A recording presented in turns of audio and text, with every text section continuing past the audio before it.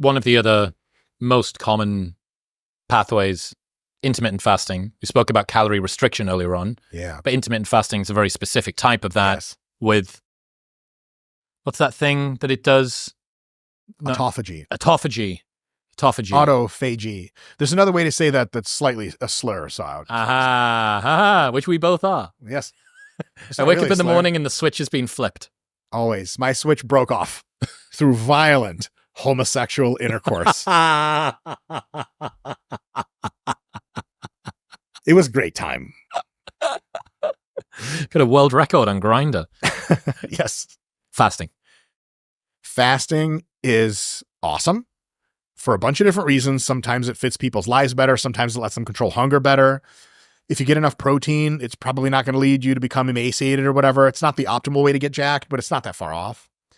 However, fasting had this thing a few years back where people were like, this is the thing for longevity.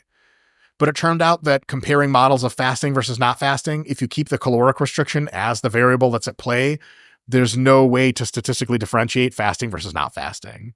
Menno Henselmans has some really good insight on this from a compilation of studies. And so it's not really the fasting that's probably keeping you alive longer. It's the fact that you're eating less food overall and the fact that you are now at a lower body weight lifetime overall. So is there no truth to autophagy? Autophagy happens all the time. Autophagy itself can occur in the presence of food or not the presence of food.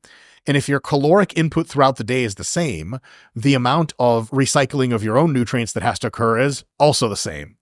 So autophagy is a thing that you can see very big spikes of and very big declivities of if you fast and then feed.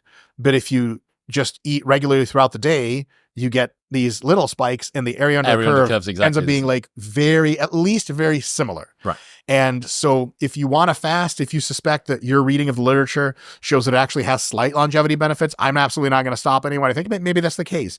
Just a cold reading of the literature, I'm not inclined to believe that fasting has the holy grail elixir. Right. Like, because some people, like, they're on the longevity kick. They're like, so you fast, right? And you're like, no. They're like, oh, so you're just a fucking idiot. Like, nah, that ain't it.